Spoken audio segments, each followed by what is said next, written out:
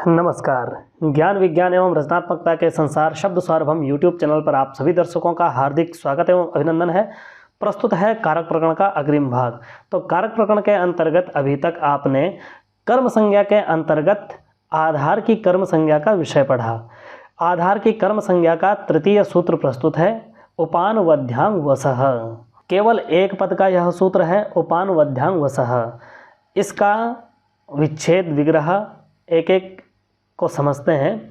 तो उप च अनु च अधि च आंग च इति उपान वध्यांग। उपान वध्यांग पूर्वः यस्य स उपान वध्यांग पूर्वः वसः। उपान वध्यांग पूर्वः वसः उपान वध्यांग वसः। पूर्व का शाक पार्थिवादित्वात् लोप हो गया तो बचा उपान वध्यांग वसः। उपान वध्यांग में द्वंद्व समास है और पूर्व शब्द जुड़ा हुआ है। तो एक परिभाषा आपको बताई है, द्वंद्वादो द्वंद्व मध्ये द्वंद्वान्ते च श्रूयमाण पदम प्रत्येकम अभिसंबध्यते। इसके अनुसार पूर्व शब्द द्वंद्व घटित उप अनु अधि आंग के साथ अन्वित होगा। तो अर्थ होगा, उप है पूर्व में जिसके, अनु है पूर्व में जिसके, अधि है पूर्व में जिसके और आंग है पूर्व में जिसके। तो जिसके किसके? तो ऐसी वस धातु, वस का अन्वय होगा फिर। तो उपाधि पूर्वक वस धातु अर्थात उपपूर्वक वस धातु, अनुपूर्वक वस धातु, अधिपूर्वक वस धातु और आंग पूर्वक जो वस धातु, यह होगा उपान वध्यांग वसः का अर्थ। अधि सिंह स्थासाम कर्म से कर्म की अनुवृत्ति और आधारोधिकरणम से आधार की अनुवृत्ति है। तो उपान वध्यांग वसः का अर्थ हुआ उप अनु अधि आंग उपसर्ग पूर्वक जो वस धातु उस वस धातु को हो। तो कहा क्या हो? तो कहा आधारोधिकरणम से आधार लाए। तो कहा कि उपपूर्वक अनुपूर्वक अधिपूर्वक आंग पूर्वक वस धातु का आधार, और अधिसिंह स्थासाम कर्म से कर्म लाए तो अर्थ हुआ कर्म संज्ञक हो जाए। तो सबको मिलाकर के अर्थ हुआ उपाधि पूर्वस्य वसतेराधारः कर्म स्यात्। तोड़ तोड़ के अर्थ हुआ कि उपपूर्वः वस धातोः आधारः कर्म स्यात्, अनुपूर्वः वस धातोः आधारः कर्म स्यात् और अधिपूर्वः वस धातोः आधारः कर्म स्यात्, आपूर्वः वस धातोः आधारः कर्म स्यात्। अर्थात उपपूर्वक जो वस धातु है उसके आधार की कर्म संज्ञा हो जाए, अनुपूर्वक वस धातु के आधार की कर्म संज्ञा हो जाए, अधिपूर्वक वस धातु के आधार की कर्म संज्ञा हो जाए और आंग उपसर्ग पूर्वक वस धातु का जो आधार उसकी कर्म संज्ञा हो जाए। ठीक है, तो यह बताया। उदाहरण दे रहे हैं, उपवसति अनुवसति अधिवसति आवसति वा वैकुंठम हरिहि। वा जोड़ करके सबको एक वाक्य बना दिया है, हम इसको अलग अलग बनाते हैं।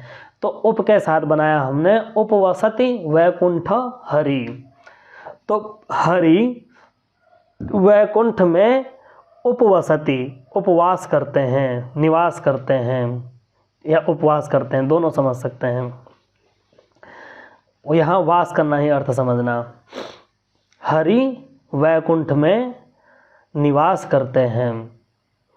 तो यहाँ हरि कर्म रूप उपविश धातु है, उस उपविश का आधार है वैकुंठ। तो विष धातु उप उपसर्ग पूर्वक है, तो ऐसी उप उपसर्ग पूर्वक जो वस धातु है उसका आधार है वैकुंठ। तो उस वैकुंठ की कर्म संज्ञा हो जाएगी। इसी प्रकार से अनुवसति वैकुंठ हरि में भी हरि के अनुवसन का आधार है वैकुंठ और जो वस धातु है वह अनु उपसर्ग पूर्वक है। तो अनु उपसर्ग पूर्वक जो विष धातु उसका जो आधार वैकुंठ, उस वैकुंठ की कर्म संज्ञा हो जाएगी। इसी प्रकार से अधिवसति वैकुंठ हरि, हरि रूप कर्ता के अधिवसन जो अधि उपसर्ग पूर्वक वस धातु है उसका आधार है वैकुंठ। तो उस वैकुंठ की भी कर्म संज्ञा हो जाएगी। आवसति वैकुंठम हरि, हरि वैकुंठम आवसति। तो हरि रूप आवसन का अर्थात आ उपसर्ग पूर्वक वस धातु का आधार है वैकुंठ, उस वैकुंठ की भी कर्म संज्ञा हो जाएगी। तो चारों उदाहरणों में जो वैकुंठ रूप आधार है, उपपूर्वक, अनुपूर्वक, अधिपूर्वक और आपूर्वक, उस वस धातु का आधार जो वैकुंठ, उस वैकुंठ की कर्म संज्ञा होकर कर्मणि द्वितीया से द्वितीया विभक्ति हो जाएगी। तो रूप बनेगा वैकुंठम।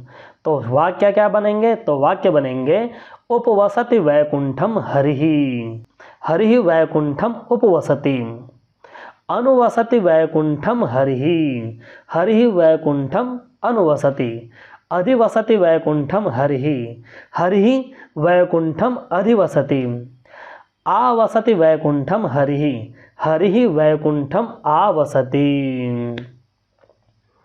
तो तात्पर्य यह हुआ कि वस धातु यदि अनुपूर्वक, वस धातु यदि उपपूर्वक हो अथवा अनुपूर्वक हो या अधिपूर्वक हो या आपूर्वक हो, अर्थात उपवसति ऐसा हो, अनुवसति ऐसा हो, अधिवसति ऐसा हो और आवसति ऐसा हो, तो इन चारों का जो आधार होगा उस आधार में कर्म संज्ञा हो जाएगी और कर्म संज्ञा के बाद कर्मणि द्वितीया से द्वितीया विभक्ति हो जाएगी। तो द्वितीया विभक्ति वाला रूप बनेगा, यह तात्पर्य हुआ। जिस समय वस धातु उपाधि पूर्वक नहीं होगी, केवल वस होगा या किसी अन्य उपसर्ग के साथ होगा, तो वहाँ वस धातु के आधार की कर्म संज्ञा नहीं होगी और सप्तम अधिकरण से सप्तमी वाला रूप आपको दिखाई देगा। जैसे हरिहि वैकुंठे वसति, यहाँ वस धातु में उपसर्ग नहीं है, अनु अधि उप कोई भी नहीं है, तो यहाँ वैकुंठ की कर्म संज्ञा नहीं हुई और सप्तम अधिकरण से सप्तमी होकर के हरिहि वैकुंठे वसति ऐसा रूप बन गया। अब कहा अभुक्त्यर्थस्य न, अभुक्त्यर्थक जो उपाधि पूर्वक वस धातु, उस वस धातु के आधार की कर्म संज्ञा नहीं होती, यह बताता है अभुक्त्यर्थस्य न, यह वार्तिक। अर्थात जिसकी अभी तक आप कर्म संज्ञा करने जा रहे थे वह यदि अभुक्त्यर्थक हो जाए, अभुक्ति अर्थात न खाना, भोजना भाव, तो ऐसे उपपूर्वक वस धातु जो अभुक्ति अर्थ को बता रहा हो उसके आधार की कर्म संज्ञा न हो। अर्थात उपपूर्वक वस धातु, अनुपूर्वक वस धातु, अधिपूर्वक वस धातु और आपूर्वक वस धातु का अर्थ यदि अभुक्ति अर्थात भोजन न करना, भोजना भाव हो, तब ऐसे उपाधि पूर्वक वस धातु का जो आधार वह कर्म संज्ञक नहीं होता, यह जान लेना चाहिए। तो कहा कि ऐसा भी होता है, कहा कि होता है, तो कहा उदाहरण दीजिए। उदाहरण दिया वन उपवसति, वन में उपवास करता है। कोई व्यक्ति वन में गया और वन में खाना नहीं खाता है, तो इसी प्रसंग में उस व्यक्ति के लिए कहा है कि वन उपवसति। तो अभुक्ति अर्थ गम्यमान है उपवसति इस धातु से। तो अभुक्ति अर्थ वाली जो उपवस धातु अर्थात उपपूर्वक वस धातु, उसका जो आधार है वन, उस वन में जो पूर्व सूत्र उपान वध्यांग वसः से उपाधि पूर्वक वस धातु के आधार की कर्म संज्ञा प्राप्त थी, वह कर्म संज्ञा नहीं होगी।